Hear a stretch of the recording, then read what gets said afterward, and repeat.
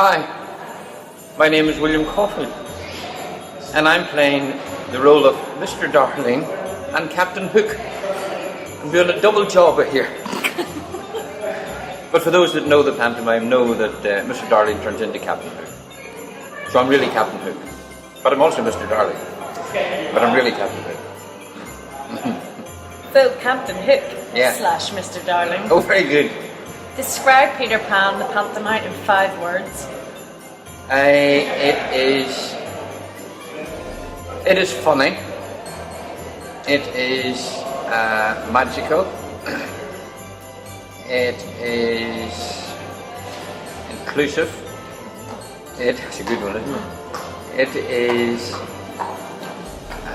I don't know. I'm trying to think of one word for its value for money, because I know pantomimes are very, very expensive to come to, and this is one of the best value for money. So, what would that be? There's a word for that. You all know the word I'm thinking. You're shouting at me now. You're shouting out. Well, that's the word, and it is.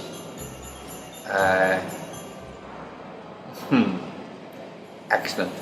I hope the questions become more easy. Who is the best singer in the Peter Pan cast? Well, that's a very, very difficult question, seeing that I'm asked that by someone who sings.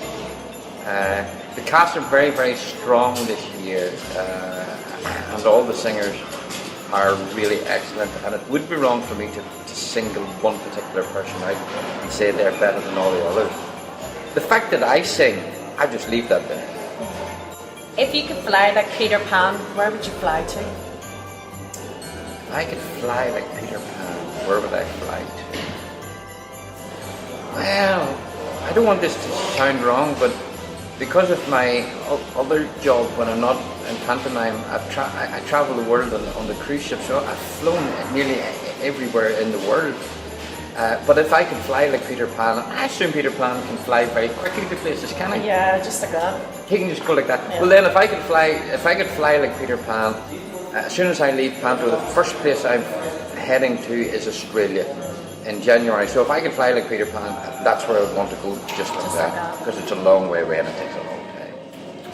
What has been your favourite moment of working on Peter Pan so far?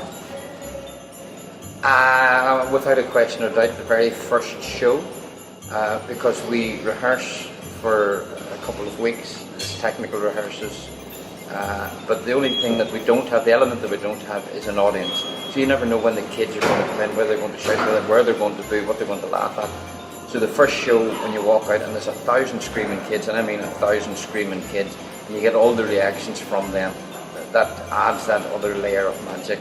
And I'm not being a whoosh here, but I usually fill up a little bit when I hear those children shout and scream, because I know that it's up to us to bring their dream even further alive. So yeah, the most magical moment is 1,000 children screaming on that very first day.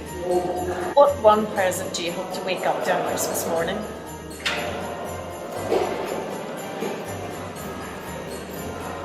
Good question. Well, it's too many. Well, you see, if I was I'm laughing because out of shock, dear boys and girls, there's a man who's walked past feeding himself some food out of a restaurant that's closed. I just throw that out there. Your stomach's grumbling. I'm starving. There's nothing that I've asked for. That's the thing. People say to me, what do you want for Christmas? What would you like for Christmas? And I just say, really, I don't need anything. So I'm looking forward probably to the surprise. There will be something that when I open it, I'll go, how did you know I wanted that? So I'm really looking forward to the surprise more than anything else. In your life story, who should play you? It's my favourite one. In my life story, who should play me? Well, I'm a Niall Codger now. So probably I would. Well, my favourite actor is Anthony Hopkins. So I'd like him to play me. And what I like about Anthony Hopkins, and I often think of him when I'm watching, say, Graham Norton or some of those programs, I mean those chat shows where they have actors on. and the actors are being very actor. You know, oh well, I do this and I do that, the darling and all this stuff. And when I got the role, I thought, now, well, that particular person, they would have went through this. Anthony Hopkins said, learn your lines, arrive on set, and say them.